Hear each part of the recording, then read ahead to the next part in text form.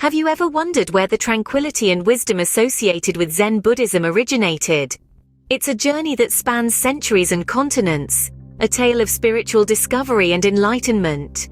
Our story begins in India, around the 5th century BC. A man named Siddhartha Gautama, better known as the Buddha, sought to understand the nature of suffering. His teachings, which we now call Buddhism, spread across Asia and evolved into various schools and traditions. One of these traditions was Mahayana Buddhism, which emerged around the 1st century BC.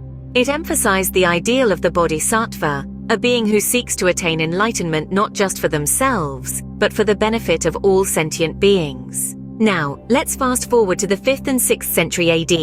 A teacher named Bodhidharma traveled from India to China. He introduced the teachings of Mahayana Buddhism there.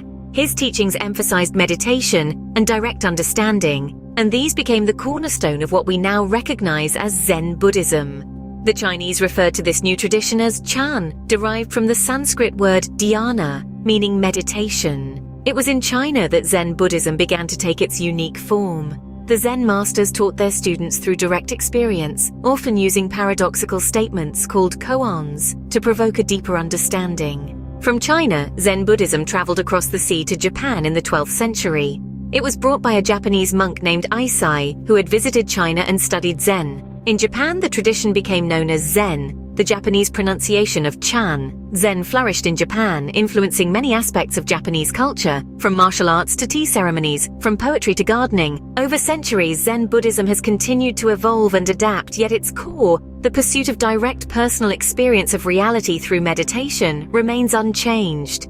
So there you have it, a brief journey through the history of Zen Buddhism. From its roots in the teachings of the Buddha in India, through its evolution in China and Japan, to its influence on modern spiritual seekers around the world.